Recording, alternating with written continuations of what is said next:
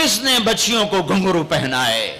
یہودیوں نے آ کر، میں طوائفوں کے بازار بھی جاتا ہوں اللہ کے فضل سے، ان بچیوں کی کہانی سن کے میرا کلیجہ پھٹ جاتا۔ یہ طوائف بن گئی، اور نچانے والا ویسے کا ویسا صحابی رہا، جس نے گھنگرو پہنائے، جس نے اس کی عزت سے، اس کی عزت کو پیسوں پہ خریدا، وہ تو ویسے کا ویسا صاحب ہے۔ اور جو بک گئی، اپنی غربت کی ماری ہوئی، وہ طوائف بن گئی، وہ رنڈی بن گئی۔ کس نے ان کو طوائف بنایا ہے؟ کس نے ان کو رنڈی بنایا ہے؟ کس نے انہیں گھنگرو پہنا؟ ڈیفنس والوں نے نہیں پہنائے، کراچی، ملتان، لاہور والوں نے نہیں پہنائے، کس نے پہنائے ہیں؟ تمہارے اندر حیا ہوتا تو کسی غریب کی بیٹی کو گھنگرو نہ باندھنے پڑتے، مالدار سخی ہوتے تو کسی غریب کی بچی کی عزت نیلام نہ ہوتی۔ بنی اسرائیل میں ایک نوجوان تھا، کفل اس کا نام تھا، میرے نبی نے قصہ سنا ہے ترمذی میں۔ وہ روزانہ نئی لڑکی لاتا تھا اپنی عیاشی کے لیے۔ ایک رات ایک لڑکی کو لے کر آیا، 60 دینار آج کا 30 لاکھ روپیہ ہے، 60 دینار آج کا 30 لاکھ روپیہ ہے، ایک رات کا۔ جب کمرے میں آیا تو وہ لڑکی بیٹھی رو رہی تھی، تو کفل نے کہا کیوں رو رہی ہو؟ میں زبردستی تو نہیں لایا۔ تو اس لڑکی نے کہا کفل میں عزت دار ہوں، میری عزت نیلام ہوئی ہے فقر کی وجہ سے، میں عزت دار ہوں، میری عزت آج نیلام ہوئی ہے فقر کی وجہ سے۔ جب مالدار لوگ غریبوں پہ خرچ نہیں کرتے، گاڑیوں کے ماڈل بدلتے ہیں، ہر سال نئے پروجیکٹ لگاتے ہیں، تو پھر غریبوں کی بیٹیاں نیلام ہو جاتی ہیں۔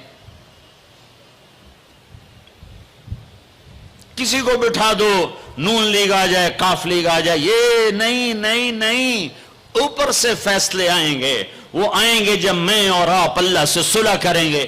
تو کفل رونے لگا، آنکھوں میں آنسو آ گئے، کہا بہن جس عزت کے ساتھ آئی تھی اسی عزت کے ساتھ واپس چلی جا، اور میں بڑا کتا انسان ہوں، میں تیرے آنسوؤں کے طفیل توبہ کرتا ہوں، جا میرے لیے بخشش کی دعا کر دے۔ اور کفل کو نہیں پتا ہونے والا کیا ہے آگے۔ وہ لڑکی گھر پہنچی، پیچھے کفل بیٹھا بیٹھا مر گیا۔ جس حال میں یہ زندگی گزار رہا تھا، کل اس کی میت کو کندھا دینے کوئی نہ تھا، غسل دینے کوئی نہ تھا، دفن کرنے کوئی نہ تھا۔ یہ ایسی غلط زندگی والا تھا۔ واہ اے میرے رب، دیکھ رہا ہے تو سن رہا، اور ہم تو محمد مصطفیٰ کے امتی بیٹھے، یہ تو موسیٰ علیہ السلام کا امتی ہے، اور ہم تو محمد مصطفیٰ کے امتی بیٹھے ہوئے ہیں۔ میرے رب کاش اپنے اللہ کو بھی کہیں ڈھونڈتے، کہیں اس کے حبیب کی پیاری زندگی ڈھونڈتے۔ ماؤں کو بخار چڑھا ہوا ہے، کتنے اے آئے، کتنے بی آئے، کتنے سی آئے۔ تاجروں کو بخار چڑھا ہوا ہے، اس سال پروجیکٹ مکمل ہوگا کہ نہیں ہوگا، اگلا کب شروع ہوگا۔ میرے رب نے اگلے دن جب صبح ہوئی اور لوگ اٹھے تو انہوں نے دیکھا تو کفل کے دروازے پر لکھا ہوا تھا بڑا نورانی چمکتا ہوا، ان اللہ قد غفر للکفل، اے لوگو اللہ نے کفل کو معاف کر دیا ہے۔ اس لکھنے کا کیا مطلب تھا کہ جاؤ کندھا دو، جاؤ غسل دو، جاؤ قبر میں اتارو، ہم نے معاف کر دیا۔ اور یہ تو اللہ کے نبی کی امت ہے۔ اگر اپنے مسائل کا حل کرنا ہے تو قرآن میں ڈھونڈو، ان ھذا القرآن یہدی للتی ہی اقوم، قرآن میں ڈھونڈو۔ وَنُنَزِّلُ مِنَ الْقُرْآنِ مَا هُوَ شِفَاء، قرآن میں ڈھونڈو۔ احکمت آیاتہ ثم فصلت من لدن حکیم خبیر، قرآن میں ڈھونڈو۔ وَتَمَّتْ كَلِمَةُ رَبِّكَ صِدْقًا وَعَدْلًا لَا مُبَدِّلَ لِكَلِمَاتِهِ، قرآن میں ڈھونڈو۔ انہو لقول فصل وما ہوا بالہزل، یہ میرے رب کا کلام ہے، پیغام ہے۔ آؤ اپنا ہاتھ چھڑا کر اللہ کے حبیب کے ہاتھوں میں دے دو۔ میرے رب نے اعلان کیا یا سود چھوڑ دو یا میں اور میرا رسول تمہارے خلاف اعلان جنگ کریں گے۔ اور بڑی آسانی سے کہہ دیتے ہیں سود کے بغیر پھر تجارت کیسے چلے گی؟ یا اللہ کو راضی کر لو یا تجارت چلا لو۔ اللہ کا قرآن بھی جھوٹا، اللہ بھی جھوٹا، اللہ کا نبی بھی جھوٹا۔ چلے گی تجارت، ہرس و ہوس چھوڑ دو، چلے گی تجارت، جھوٹ چھوڑ دو، چلے گی تجارت، لالچ چھوڑ دو، چلے گی تجارت، طمع چھوڑ دو، چلے گی تجارت، ہوس چھوڑ دو، چلے گی۔ اللہ سچا یا میں سچا، میرا نبی سچا یا میں سچا۔ 100 میں 100 افسر رشوت لیتا ہو، جب ہر طاقتور ظالم ہو، جہاں کا غریب بھی ظالم ہو، جہاں ہر مرد عورت جھوٹ بولے، جہاں ہر آدمی داؤ لگے تو دھوکہ دینے سے باز نہ آئے، ریڑھی والا بھی دھوکہ دینے سے باز نہیں آتا۔ ہمارا مزدور دھوکے باز ہے کہ 8 گھنٹے کا کام 48 گھنٹے میں کرتا ہے۔ ہمارا مستری دھوکے باز ہے، 1 ہفتے کا کام 1 مہینے میں کرتا ہے۔ میں کہاں اور کیا کیا دکھاؤں۔ فیصل آباد فجر کی نماز پڑھ کے نکلا سیر کرنے، واپس آیا تو ایک ریڑھی والا نظر آیا دور سے، سفید پگڑی سفید داڑھی۔ ریڑھی والے عام طور پر ایسے نہیں ہوتے، دنیا کے بھی غریب ہوتے ہیں، دین کے بھی غریب ہوتے ہیں۔ تو مجھے بڑے پیارے لگے وہ بزرگ، تو میں جب ان کے قریب سے گزرا تو میں نے ان کو ایک دفعہ پھر یوں دیکھا، تو میں نے دیکھا ویسے رو رہے تھے خاموش آنسوؤں کے ساتھ، اور ان کا ایک ہاتھ تھا ریڑھی کے اوپر اور ایک ہاتھ تھا پیٹی کے اوپر، اور ایسے آنسو گر رہے تھے ایسے۔ میں کھڑا ہو گیا، میں نے کہا بزرگوں خیریت ہے، کیوں رو رہے ہیں؟ تو کچھ بولی نہیں، کھول کر کچھ بولے نہیں، پیٹی میرے آگے ایسے الٹا دی، ساری ریڑھی پر سیب بکھر گئے۔ جو پہلی لیئر تھی وہ ستھرے سیب تھے، نیچے سارے گلے ہوئے سیب تھے۔ یہ کسی طاقتور نے دھوکہ نہیں دیا، یہ ایک مزدور نے دھوکہ دیا ہے، ایک باغ خریدنے والے نے دھوکہ دیا ہے، جس نے 1,00,000 2 لاکھ میں سیب کا باغ خریدا ہوگا اور اس نے اپنے گندے بھی نکالے ہوں گے۔ ہائے ہائے ہائے، وہ کہنے لگے بیٹا میں بہت غریب ہوں۔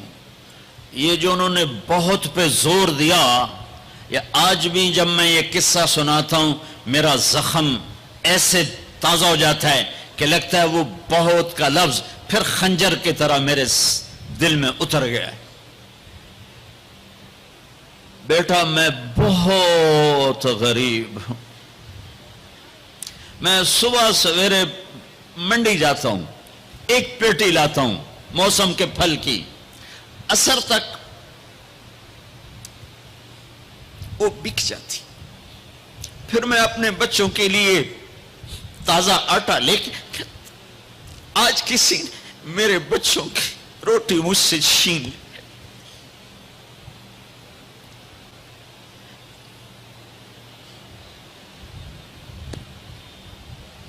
تمہاری پولیس تمہیں امن کیسے دے گی؟ تمہاری فوج تمہیں امن کیسے دے گی؟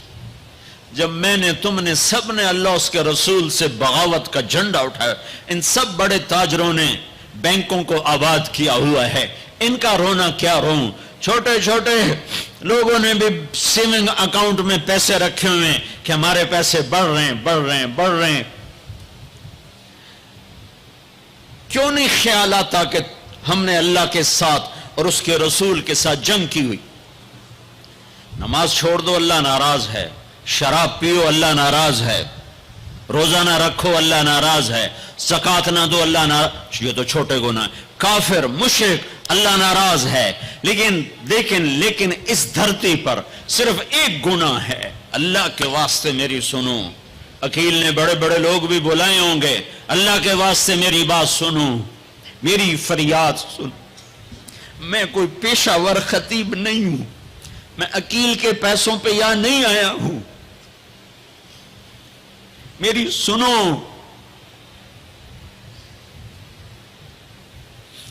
میرا رب کہتا ہے یا سود چھوڑ دو یا پھر میں اور میرا رسول تمہارے خلاف جنگ کریں گے.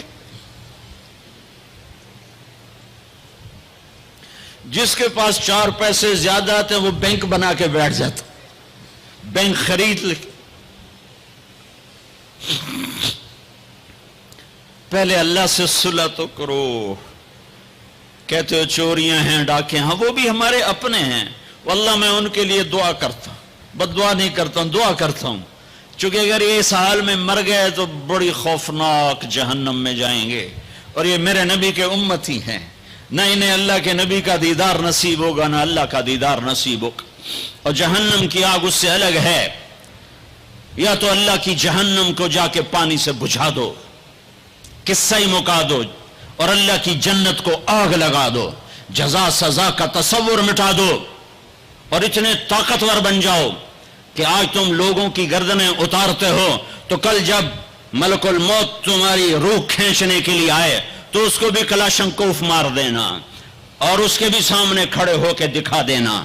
یا اتنی طاقت پیدا کرو کہ جب تمہیں اٹھا کے قبر میں لے جا رہے ہوں تو جانے سے انکار کر دینا، اڑ جانا، میں نہیں جانتا لال و زور.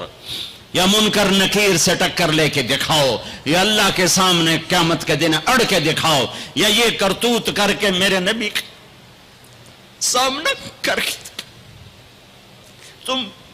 ہم کیسی امت ہیں جس کے لاڈلوں کے سر ذبح کٹ گئے. ارے بکرے کو ذبح کرتے ہوئے بھی رحم آ جاتا ہے. اپنی قربانی کے جانور کے سر پہ کھڑا ہونا مستحب ہے. میں نہیں کھڑا ہو سکتا، مجھے میرا دل گھبرانے لگتا ہے. اور پیچھے مڑ کے دیکھو 61 ہجری میں حسین کا سر گلا کاٹا جا رہا ہے، ذبح کیا جا رہا ہے بکرے کی طرح. اس کے معصوم عبداللہ کو ذبح کیا جا رہا ہے، اس کے علی کو ذبح کیا جا رہا ہے، اے حسن کے قاسم کو ذبح کیا جا رہا ہے، اور حسین کا کٹا سر ابن زیاد کے سامنے وہ منہ پہ چھڑیاں مار رہا ہے. اور ابو برزہ اسلمی کھڑے ہو کے فرماتے ہیں بدبخت یہ چھڑی ان ہونٹوں سے ہٹ. میں نے ان ہونٹوں پہ نبی کے ہونٹوں کو لگتے دیکھا، ان ہونٹوں کے بوسے لیے. اس لیے کہ وہ جانتے تھے کہ جنت بھی ہے جہنم بھی ہے. آؤ آج مل کے اللہ کی دوزخ کو بجھا دیں اور اللہ کی جنت کو آگ لگا دیں، اور منکر نکیر اور اسرائیل کو بھی کلاشنکوف سے اڑا دیں. پھر جاؤ جو مرضی عزتیں لوٹو، قتل کرو، بندے اٹھاؤ، سود کھاؤ، نوکروں کو مارو، نوکروں کو گالیاں دو. ہر گھر میں نوکر بے عزت نہیں ہو رہے، ہر گھر میں نوکرانیاں بے عزت نہیں ہو رہی. بیگم سے چائے کی پیالی نہیں پورا سیٹ ٹوٹ جائے تو صرف اتنا کہتے اوہ سیٹ ٹوٹ گیا، اور نوکرانی سے پیالی ٹوٹ جائے تو اس کی عزت اتار کر اس کے ہاتھ میں پکڑا دی جاتی ہے.